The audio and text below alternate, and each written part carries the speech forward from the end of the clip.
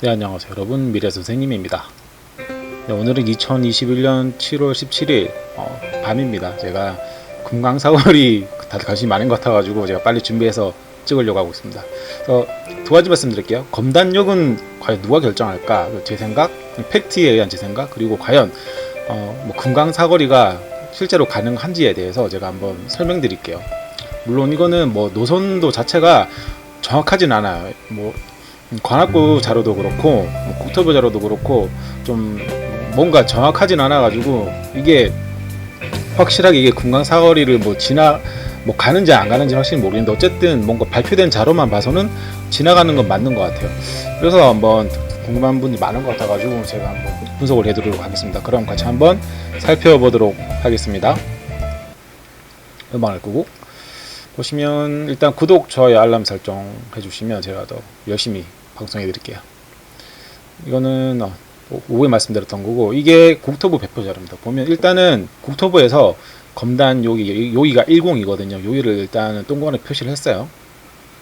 그리고 이거는 관악구청 배포 자료인데, 여기는 여기 보면 금강사거리로 이렇게 표시를 했습니다. 이걸 왜 표시했는지 이해는 안 가는데, 어쨌든 보면 이게 금강사거리는 맞아요. 이게 또, 그리고 이게 제가 합성한 건데, 이거 네이버 지도에다가 이거 국토부 자료를 제가 합성한 거거든요. 보시면 장기역, 계양역 있고, 맞췄잖아요. 계양역 맞췄고, 장기역 맞췄고, 여기 부천대장도 맞거든요. 그래서 보시면 이 노선이 이게 정확한지는 추후에 나와봐야 알겠지만, 어쨌든 이게 금강사거리를 지나가는 건 맞는 것 같아요. 그래서 어떤 분은 이런 분도 있어요. 이게 아니다, 금강사거리를 지나가는 게 아니라 이게 공사비를 줄이기 위해서 102를 내려와서 이렇게 녹지를 따라 지나간다, 이렇게 주장하는 분도 있는 것 같은데, 모르겠어요. 이분 말이 맞을 수도 있고, 관악구청이 배표한 이 노선에 따라 금강사거리를 지나가는 게 맞을 수도 있는데, 아주 확실한 건 아닌데, 어쨌든 그냥 확률상 보면 제가 봤을 때는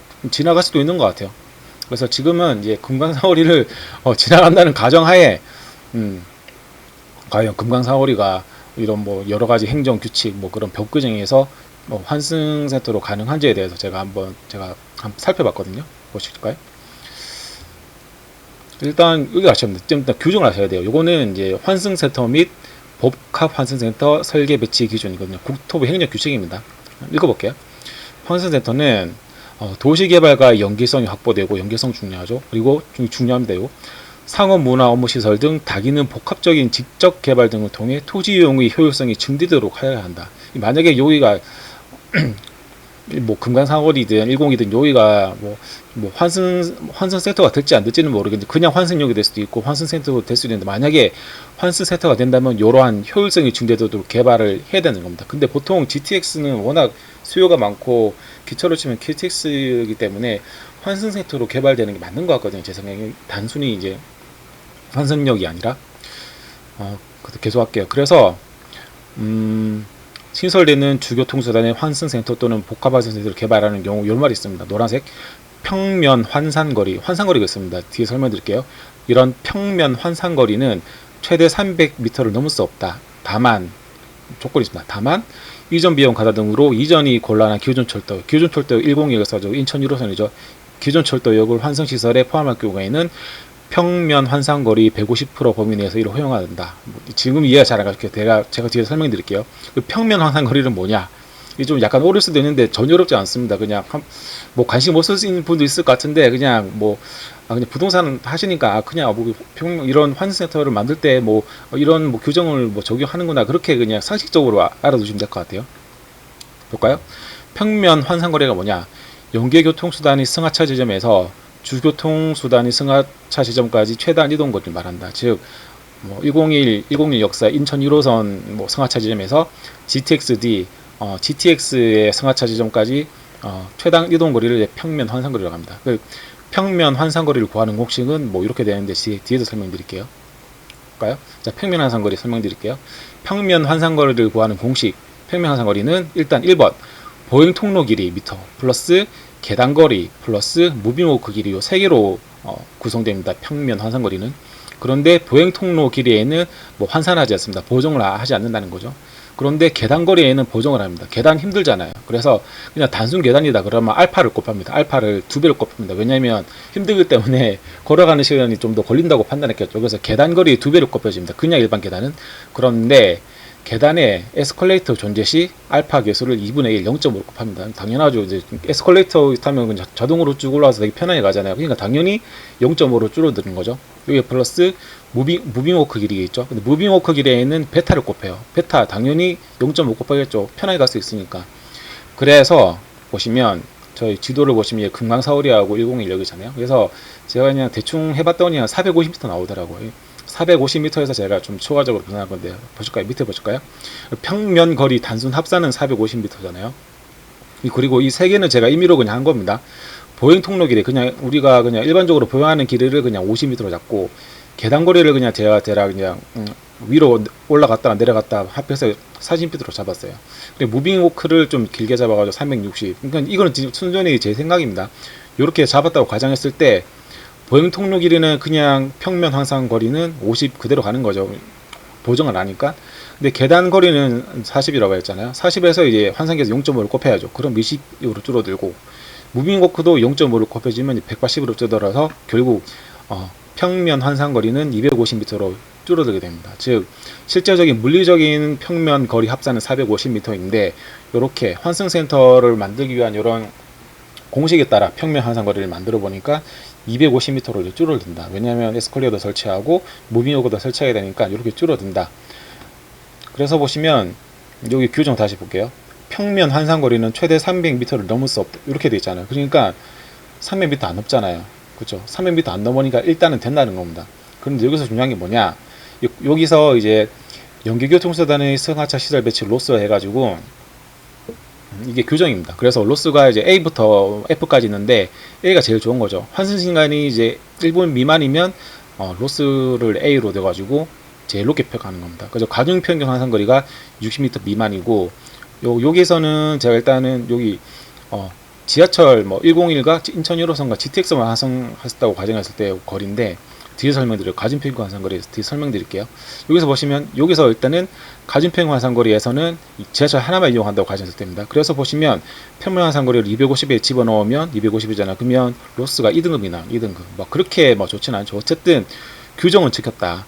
평면 환상거리는 최대 300m를 넘을 수 없는데 300m 이하로는 들어왔다. 그러니까 일단 물리적으로는 규정상으로는 금강사거리에 만약에 지나간다 그러면 여기 역사가 생길 수 있다는 겁니다. 그런데 가중평균 환상거리 요거는 좀 더 어려운 건데 설명해 드릴게요.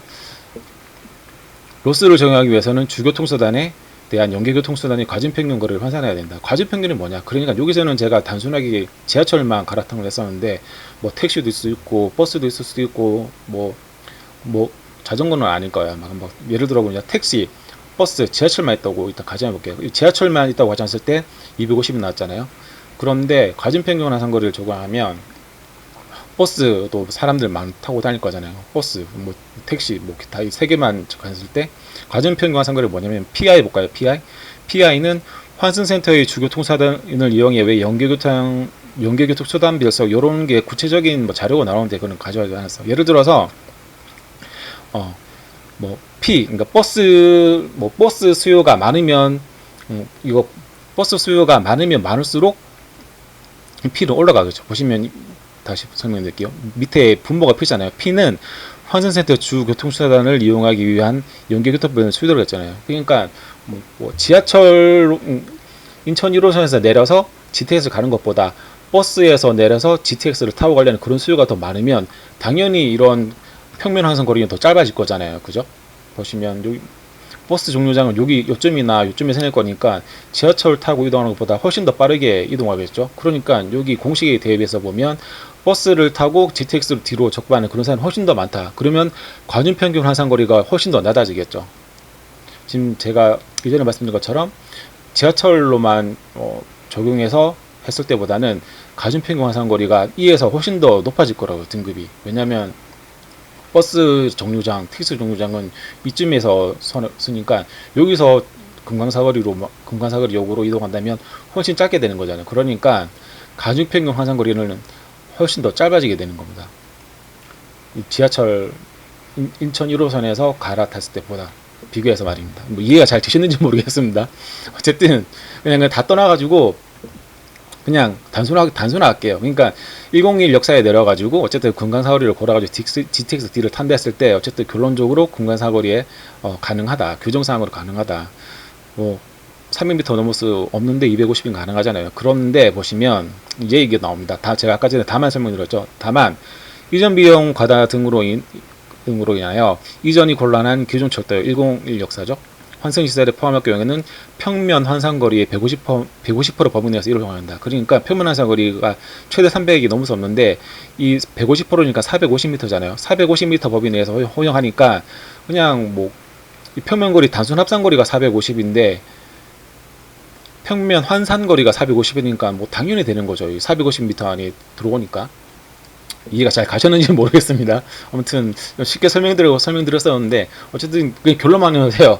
만약에 노선이 금강사거리를 지나가면 어쨌든 금강사거리에는 정차역으로 좀 생길 수 있다. 이렇게 기억하고 계시면 될 것 같습니다. 넘어갈게요. 그런데 여기서 다만 약간 의문스러운 게 좀 있는데 이게 GTX 신호선 민간투자 사업자 설명서거든요. 여기 보시면 본사업 전용 구간에서 환승 서비스 수준은 C 이상을 만족토록 제한해야 된다. 이렇게 해서 조건을 줬어요. 즉 환승 서비스 수준이 요거거든요. 로스 수준이거든요. C. 그러니까 가중평균 환산거리가 180m 미만을 적용해서 이제 제한을 해라. 이렇게 한 거예요. 근데 뭐 모르겠어요. 이게 GTX D를 할 때는 뭐 어떻게 할지는 모르겠는데 뭐 선례로 봤을 때는 뭐 C로 만약에 뭐 서비스 수준을 C로 지정해라 그러면 금강서리가 안 될 수도 있고, 근데 만약에 가중평균 환산거리를 적용해서 뭐 버스나 또 택시 이런 걸 고려해서 좀 그렇게 한다면 가중평균 환산거리가 훨씬 더 줄어드니까 C로 될 가능성이 있는 것 같고, 어쨌든 뭐 그거는 요거 환승 서비스 수준 C 이상 만족하다. 요거는 이제 국토부에서 정하는 거라서 이거는 뭐 어떻게 될지 몰라. 이건 미래일이라서 어떻게 될지 모릅니다. 그래서 보면 일단 GTX C를 볼게요. 여기가 여기 점선 같은 경우에는 기존 선로를 공용하는 것이고, 이 빨간 실선이 이제 본 노선이거든요. 본 사업구간 전용 구간이거든요. 이 사업구간 전용 구간 안에서 이제 사업자가 추가로 지정할 수 있게 했어요. 제가 뒤에서 말씀드릴게요. 다시. 이거는 결론입니다. 어쨌든 다시 말씀드릴게요. 금강사거리는 행정규칙상 가능하다. 그런데 환승센터 지정이 되지 않더라도, 그냥 환승역이 되더라도 국토부 평가에 따라 당연히 가능하겠죠. 그리고 정차역 같은 경우에는 이제 원칙은 국토부가 정하는 게 맞아요. 국토부가 기본계획서에서 정할 거예요. 단 사업성을 당연히 고려하겠죠. 그래서 사업 신청자 같은 경우에는 추가역만 사업성을 고려해서 지정을 하게 됩니다. 그런데 검단 내에서는 추가역 신설이 불가능합니다. 확장해서 김포에서 부종 사이에 추가역이 불가능합니다. 왜 불가능하냐? 뒤에서 설명드릴게요. 따라서 검단역은 국토부가 지정하게 됩니다. 이게 제 생각입니다. 이렇게 될 것 같아요. 왜냐하면 GTX는 사업구간 내 모든 정차역 정차 시 표준속도 80km/h를 유지해야 되거든요. 뒤에 설명드릴게요. 근데 예외적으로 국토부가 장기에서 부종까지 노선만 제시하고 그냥 그래 우리 노선만 제시할게, 정차역은 사업자 너네가 알아서 정해, 이렇게 된다면 만약에 정차역은 사업성에 따라 뭐 결정될 것이고 사업 신청자가 이런 사업성에 따라 이제 결정할 가능성도 뭐 있는 것 같아요. 어쨌든 원칙은 국토부에서 정하는 겁니다. 제가 분석해 드릴게요. 이게 위에 두 개가 이제 국토부 자료예요. 국토부 자료 보실까요? 서부권 광역 급행 보시면 장기에서 부천 운전역까지 15분 걸리잖아요. 15분을 시간으로 환산하면 0.25시간이잖아요. 그리고 장기역에서 부천 종합 운전역까지 구간이 21.1km예요. 이거 정부 자료입니다. 믿으세요. 그러니까 21.1km. 그래서 표준 속도를 계산해봤어요. 그러니까 나름 되잖아요. km/h로 나오니까 84.4로 이렇게 정부에서 이게 맞춘 겁니다. 그러니까 이 노선이 이게 변할 가능성이 굉장히 낮다는 거죠. 제가 뒤에서 보면 이 노선 자체가 이게 이미 84.4로 표준 속도를 맞춰놓은 거라 가지고 여기서 미세한 조정을 있을 수 있겠지만 크게 변동을 하진 않을 거예요. 그래서 이 노선 내에서 이제 국토부가 지정을 하든지 아니면 우리는 노선은 그냥 줄게, 사업자 너가 정책 알아서 정해, 이렇게 할 수도 있다는 거죠. 예외적으로.